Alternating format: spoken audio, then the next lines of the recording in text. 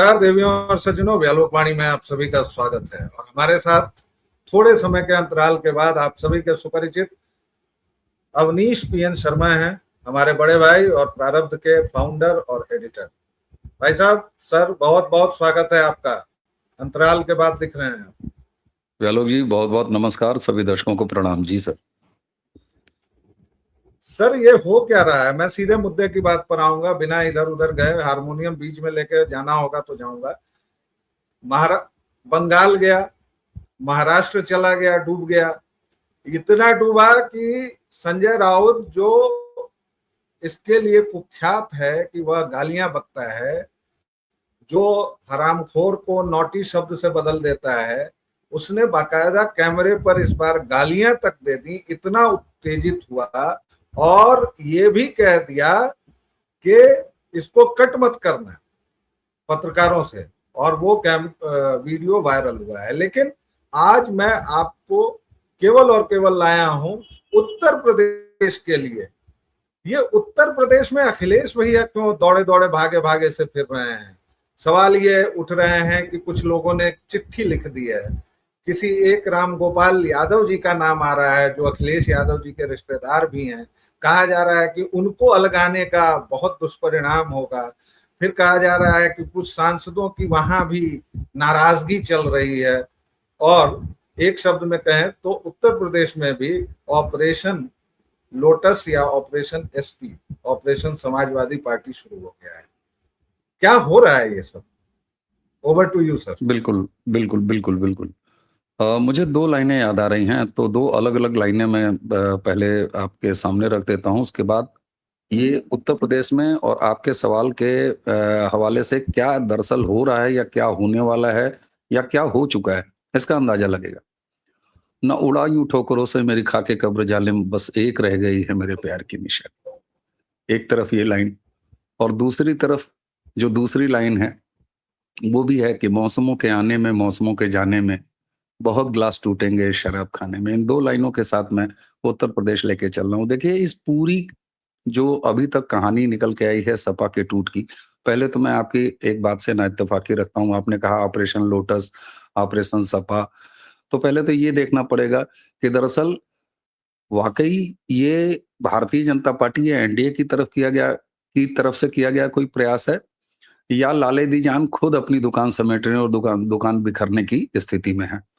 तो देखना ये होगा वाकई ये हत्या है या आत्महत्या है, राजनैतिक, मैंने शब्द लगा दिया, तो ये देखने की जरूरत होगी। लेकिन फिर आते हैं, देखिए तीन कैरेक्टर इससे जुड़े हुए हैं। सबसे पहला कैरेक्टर है ओपी राजभर का, जिनका कि समाजवादी पार्टी के साथ भी रिश्ता रहा है। उनके किसके साथ रिश्ते रहे हैं देखा जाए तो मतलब एक ऐसा शब्द जो वधु और नगर को मिला के बनता है, तो राजनैतिक रूप से चरित्र उनका वही रहा है।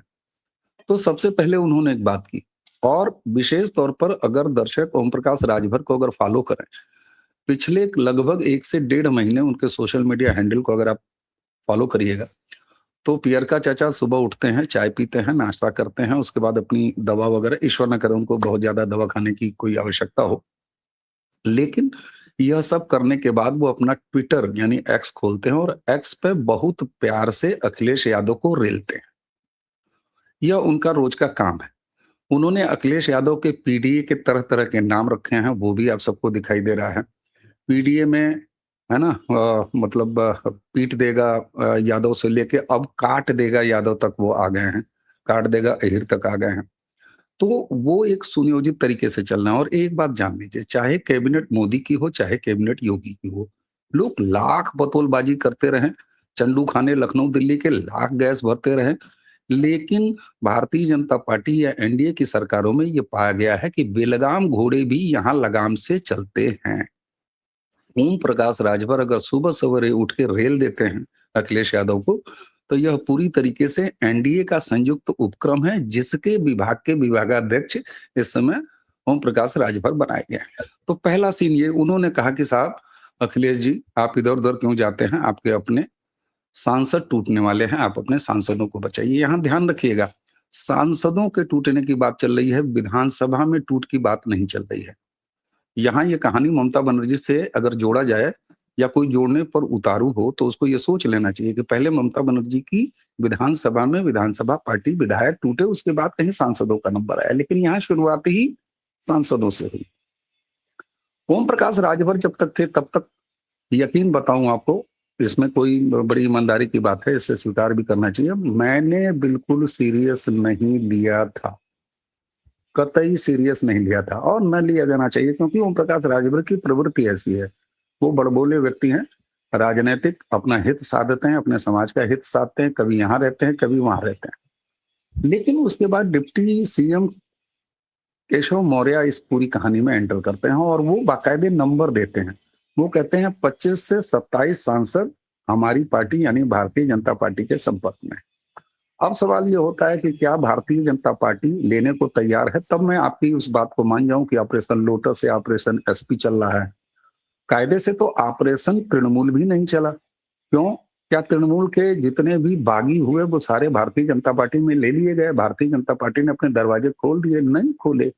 उसने अपने वॉशिंग मशीन का टेम्पररी तौर पर वायर निकाल के उसको धो पोंछ के पर्दा उड़ा के जरा बीजेपी ने किनारे रख दिया है। भारतीय जनता पार्टी एक बड़े संदर्भ में, इसको समझने की आवश्यकता है। फिर ये तोड़ फोड़, हार्स ट्रेडिंग, इनको तोड़ा उनको सेट किया, ये सारी कहानियों को एक बड़ा संदर्भ मिलेगा व्यालोक जी। मैं चाहूंगा कि दर्शक अगर 2-3 मिनट इसको समझे। भाजपा की अगर आप चुनावी रणनीति अगर देखिएगा तो वह बिल्कुल एक मल्टीनेशनल कंपनी या एक नेशनलाइज्ड कंपनी जो कि बड़ी मेच्योर होती है उस तरह से चल रही है। कैसे? स्टेट टू स्टेट अलग मॉडल अडॉप्ट कर रही है भारतीय जनता पार्टी।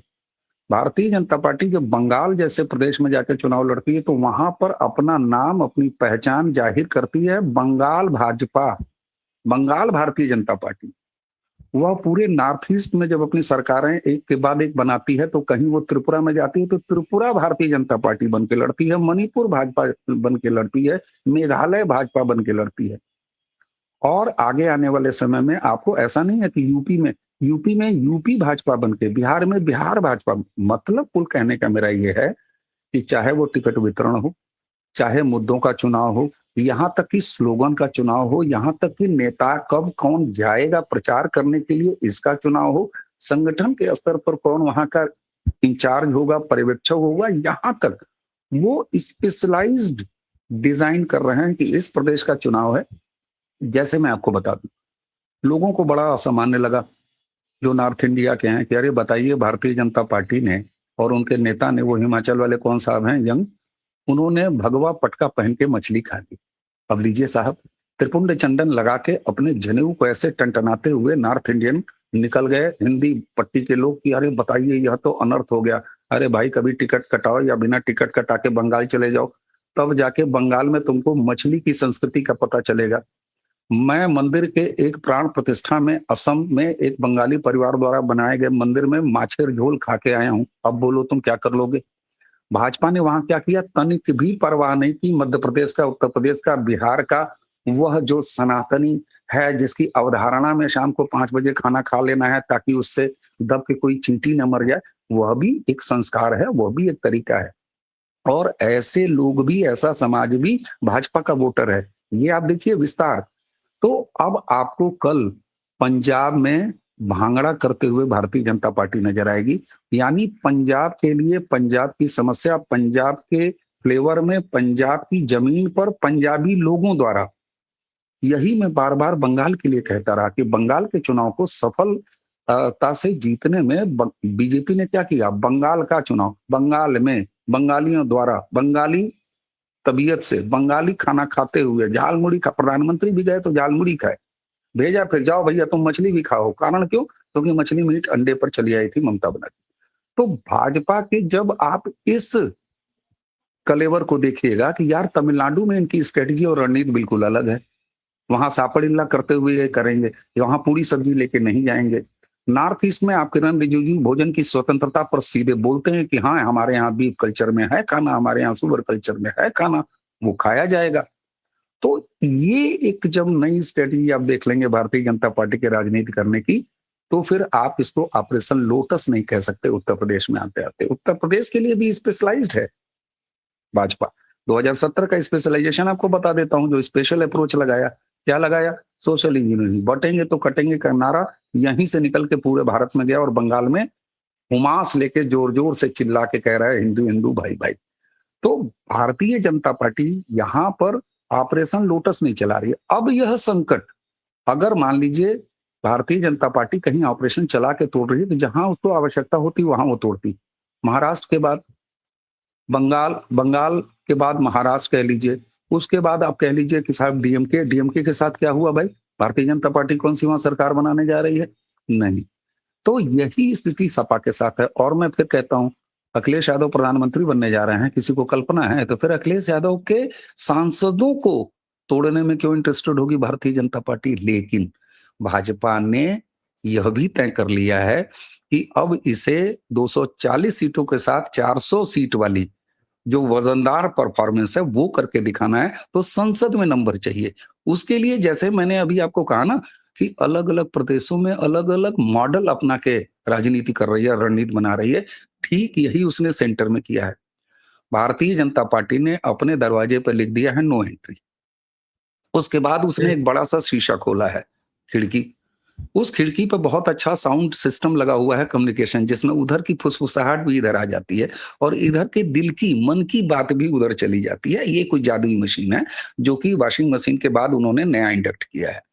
अब भाजपा क्या कर रही ठीक है? है। कह रही है ओके, आप दुखी हैं, आपको राष्ट्र चिंतन है, आपको राष्ट्रीय कार्यक्रम को बिल्कुल रोकने नहीं देना है, आप राष्ट्र की विकास के साथ लगना चाहते हैं, आप डबल इंजन सरकार के परफॉर्मेंस से बहुत प्रसन्न हैं, उसको आगे बढ़ाना चाहते हैं। भारतीय जनता पार्टी के दरवाजे बंद हैं, लेकिन एनडीए, उसे नंबर्स की भूख है, बहुत तेज भूख है, वहां पर जाइए। उसके लिए व्यवस्था भी क्या किया है? एंटी डिफेक्शन लॉ से बचना चाहते हैं, कोई बात नहीं। आप पंजाब में कहिएगा, आपको हम हिमाचल में रजिस्टर्ड एक पार्टी दे देंगे। आप बंगाल में ये इच्छा जाहिर करिएगा, आपको त्रिपुरा में रजिस्टर्ड एक पार्टी दे देंगे। आप केरल में ये इच्छा जाहिर करिएगा, आपको अंडमान में रजिस्टर्ड एक पार्टी दे देंगे। आप एंटी डिफेक्शन लॉ से नहीं बचेंगे। सम्मान संविधान का होगा, लोकतंत्र कहीं मरेगा नहीं, जिंदा होगा। आपके अभिव्यक्ति की आजादी बनी रहेगी। आप एक अलग ग्रुप में आके एनडीए ज्वाइन कीजिए। यह नए तरीके की राजनीति है, जिसमें भारतीय जनता पार्टी केंद्र में अपने नंबर जुटा रही है। उसी के साथ साथ जो क्षेत्रीय राजनीति है, उसके ताने बाने को अब राष्ट्रवाद यानी डबल इंजन के साथ सेटल कर रही है। इसी का असर ठीक। है कि समाजवादी पार्टी के बारे में भी ये बातें अब शुरू हो गई हैं। क्या क्या ठीक। शुरू हुई हैं, आप आगे बोलेंगे तो मैं फिर डिटेलिंग कर दूंगा। दो तीन छोटे पॉइंट्स जिस पर आप इतने डिटेल से बताते हैं, हमारे दर्शकों को पता है कि उसमें बहुत प्रश्न पूछने की जरूरत नहीं होती है। दो तीन छोटे पॉइंट्स। योगी आदित्यनाथ उठते हैं और कहते हैं कि किसी की बेटी के खिलाफ कुछ बोला जाएगा तो कुछ नहीं बर्दाश्त होगा। कहीं ऐसा नहीं देखा गया। चीफ मिनिस्टर ने कहा कि एफआईआर करो, बाकी लोग हल्ला गुल्ला इधर उधर कर रहे थे, कोई एफआईआर करने नहीं गया। चीफ मिनिस्टर ने खुद आदेश दे दिया। इधर डिप्टी सीएम बोल रहे हैं कि 25 से 27 लगे हुए हैं। अखिलेश यादव को समझे में नहीं आ रहा है कि करें क्या। एक फुसफुसाहट हम पत्रकारों के बीच ये उठ रही है कि योगी और मोदी मिलकर, अमित शाह मिलकर, हो सकता है यूपी का चुनाव पहले ही ठेल लें। हालांकि ये सब मुझे लगता है कि वैसी ही बातें हैं। बस आपके रेफरेंस के लिए ये तीनों पॉइंट दे दिए हैं। Over to you. बिल्कुल, देखिए बेटियां साझा होती हैं, बड़ा अच्छा लगता है सुन के, है ना? तो इसमें कुछ नहीं। योगी जी ने अखिलेश यादव जी की पुत्री के बारे में जो भी बात उठी उसको एड्रेस किया। बहुत सारे लोग चौंके कि योगी को एड्रेस नहीं करना चाहिए था। बहुत सारे लोग चौंके कि योगी जी को ये प्रतिक्रिया नहीं देनी थी। लेकिन योगी जी ने ये प्रतिक्रिया दी, और क्यों दी, यह उनके उसी भाषण में इलाहाबाद में जब प्रयागराज में वो बोल रहे थे, तो उसके आगे, या लखनऊ में बोल रहे थे संभवतः, तो उसके आगे का जो वाक्य है उससे पता लग जाता है कि योगी ने ये क्यों बोला।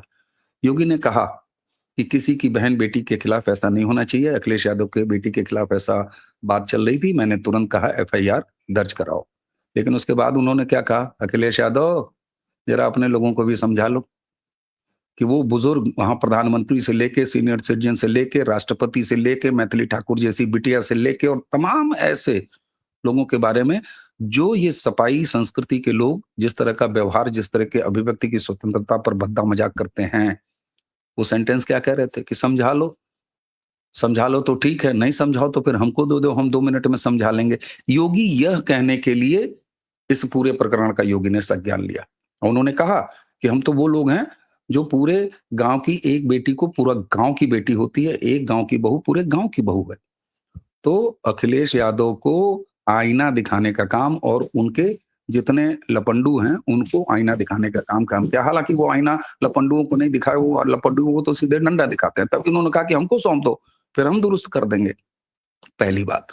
दूसरी बात आपने कही कि साहब दूसरी बात आपने क्या कही थी? मैं भुला गया थोड़ी-सी, एक पॉइंट आपने रखा था। केशव मौर्य जो मैंने कहते हैं दूसरी बात कि यही 25 कि से केशव 27 मौर्य कह रहे हैं 25 से और जल्दी 27 चुनाव हमारे और जल्दी चुनाव। और जल्दी जल्दी चुनाव की बात चंदू खाने की उभरी हुई गैस है। चंदू खाने को हाजत की एक ऐसी बीमारी है, जिसे आप हमारे मीडिया के लोग कहते हैं, मैं उन्हें चंदू खाना कहता हूँ। चंदू खाना 2017 से हर तीसरे महीने योगी आदित्यनाथ का इस्तीफा कराता आया है। क्लासिकल तरीके से, ऐतिहासिक रूप से। चंदू खाने ने 2024 का चुनाव भी नरेंद्र मोदी जल्दी करा रहे थे, ये कहा। दरअसल होता क्या है, जब मैं मतलब तेजस्वी यादव को उस बात को, उस शब्द को इंडोर्स तो नहीं करता, लेकिन पट्टे ने कह दिया था बड़ा अच्छी बात सूत्रों के हवाले को। तो मुझे लगता है कि ये जो सूत्रों के हवाले से चीजें आती थी, अब वह नहीं आती हैं। तो जब करने को कुछ ना हो, तो आप जो है आभासी गर्भ धारण करके बैठ जाते हैं और सोहर गाते हैं, ताकि अपने मोहल्ले, अपने कुनबे, अपने गिरोह में आप थोड़ा-सा मंगल टाइप का वातावरण दें, कि भैया यहाँ भी कुछ काम हो रहा है, ऐसा नहीं, यहाँ भी काम लगा है, इसलिए यहाँ सोहर गाया जा रहा है। अब आते हैं अखिलेश यादव के सांसद टूटेंगे क्यों? ये बड़ा वाजिब सवाल है जो पूछना चाहिए। लोकसभा चुनाव तो 2029 में है व्यालोक भाई। उसके पहले विधानसभा चुनाव जरूर है। लेकिन जब आप इस लोकसभा में अखिलेश यादव के जीते हुए सांसदों को देखिएगा, तो उनकी बिसात, राजनीतिक योग्यता सभासद की भी नहीं। विधायक तो बहुत दूर की बात है। वो किस फ्लूक में जीते, किस अफवाह के चलते जीते। उत्तर प्रदेश में चाहे वो भाजपा की आंतरिक गलतियां रही हों, इस पर बहुत सारी बातें हुई हैं। इस वीडियो में इस पर बात करने की कोई आवश्यकता नहीं है, वो इतिहास है। अलग-अलग एंगलों से हम लोग खूब बतियाए हैं कि यूपी में ऐसा परफॉर्मेंस क्यों हुआ। लेकिन उस परफॉर्मेंस में भाजपा के बिगड़े परफॉर्मेंस और सपा के नंबर्स में आप क्वालिटी जब चेक कीजिएगा, तो वो सारे के सारे ये जानते हैं कि लॉटरी लग गई थी। हमारे यहाँ कहते हैं, एक देशी में कहावत है, शौच करने में बटेर मार दिया। हालाँकि देशज में उसको और दूसरे तरीके से कहते हैं शौच हाँ को। हाँ, वो साफ-साफ कहते हैं कि हगते में बटेर मार दिया, है ना? जी, तो ये जानता है उत्तर प्रदेश में जीता हुआ अखिलेश यादव के साइकिल के निशान पर हर सांसद, ज्यादातर सांसद, पहली चीज एक। दूसरी चीज, डबल इंजन की सरकार का कॉन्सेप्ट इतनी मजबूती से प्रस्तुत किया है जनता के बीच में, और उसकी एक ब्रांडिंग की है भाजपा ने, कि सपा के सांसदों चाहे विधायक हो, उनको पता है कि 27 का रिजल्ट क्या होना है।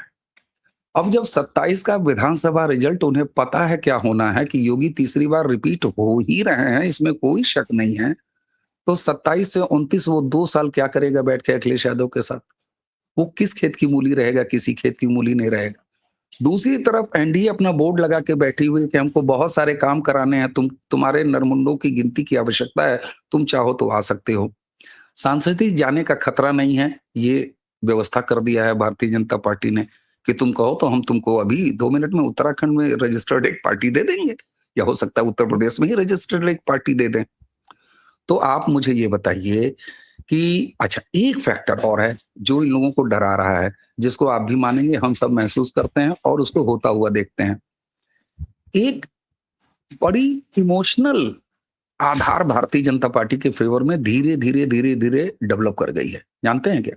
गलती से भी अगर एक चुनाव में जनता ने थोड़ा झटका दे दिया, तो अगले चुनाव में उसका पश्चाताप करती है। 24 के लोकसभा चुनाव के पश्चाताप का अवसर है 2027 का विधानसभा चुनाव। तो आप मुझे ये बताइए, सांसदी जाने का खतरा नहीं, एक बड़े उद्देश्य के साथ एक बड़ी सत्ताधारी गठबंधन का हिस्सा बन जाना और बिल्कुल पाक साफ, फर्स्ट क्लास, स्मूथ तरीके से यह सब अगर हो, और साथ में 2 साल की जो बची हुई सांसदी 27 के बाद है, वो एनडीए के साथ राष्ट्र निर्माण में, प्रदेश निर्माण में लगे, तो फिर कोई ये क्यों न ले? वो क्यों ले? वहीं क्यों बरकरार रहे? तो ये राजनैतिक आधार है। पहला ये कि उन्हें पता है कि फ्लूक में जीत गए थे, अगली बार एक भी जीत संभावित नहीं है लोकसभा में, मैं आपको बता रहा हूँ। 27 की मार ऐसी पड़ेगी कि यहाँ पर खेल कुछ ऐसा है कि भैया सांसदी छोड़ दो, भरभरा के इस्तीफा दे रहे हैं, हमें विधायकी का टिकट दे दो। अब ये फिर देखना पड़ेगा कि भाजपा कैसे इसको कर रही है।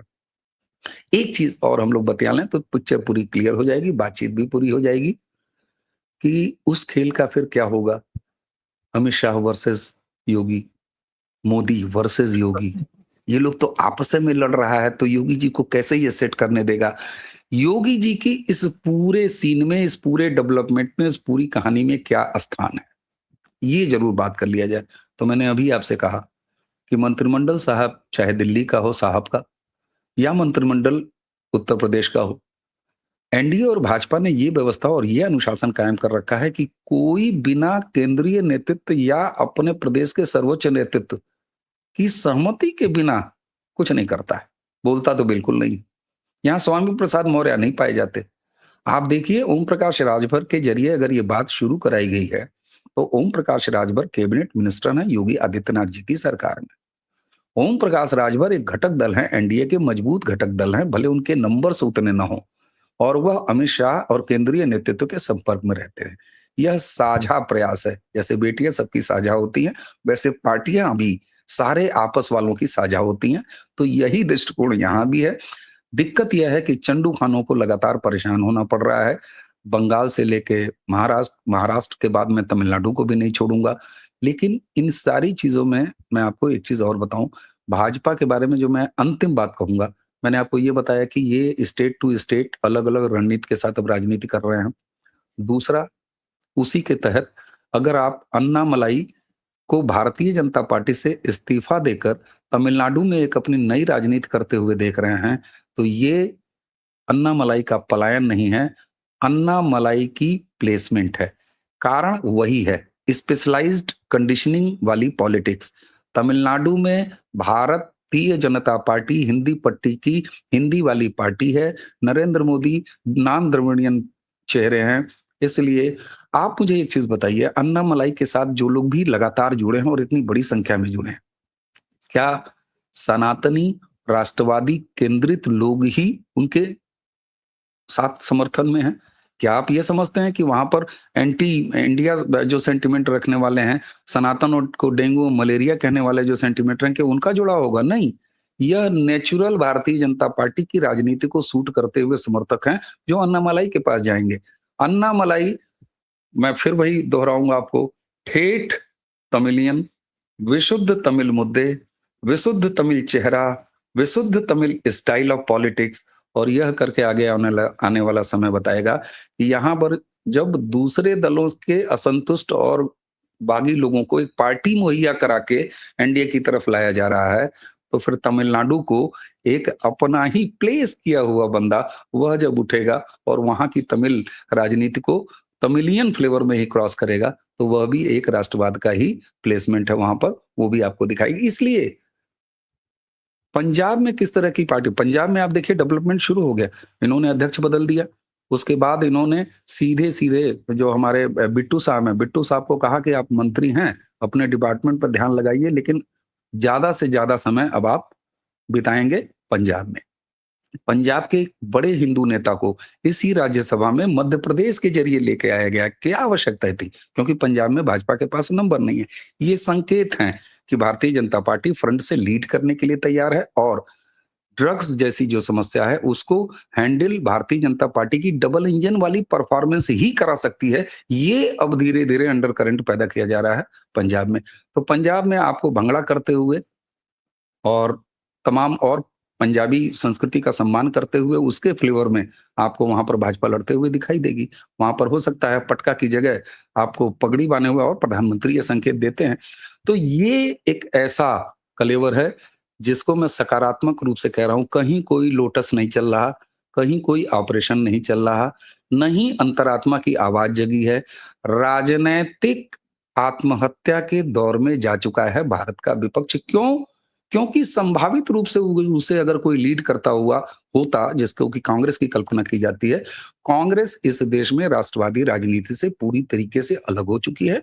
वह मुस्लिम लीग भी नहीं, अब लश्कर-ए कांग्रेस है और यही वजह है कि भाजपा तोड़ने को तैयार नहीं है, बंदियां टूटने को तैयार है। भाजपा तो मुसीबत में है कि इन सबको घर कैसे लाएं, हमारा तो दाम्पत्य ही खराब हो जाएगा। तो इसलिए उसने एनडीए का एक रास्ता खोल दिया है कि आओ, तुम्हें एक अलग कमरा लेके दे देंगे। आप समझ रहे हैं दर्शक, जरा हल्के फुल्के तरीके से मैं वो बातें आपके सामने रख रहा हूं। तो निश्चित तौर पर आज के समय में कोई भी पार्टी, किसी भी पार्टी का कोई भी ढांचा सुरक्षित नहीं है।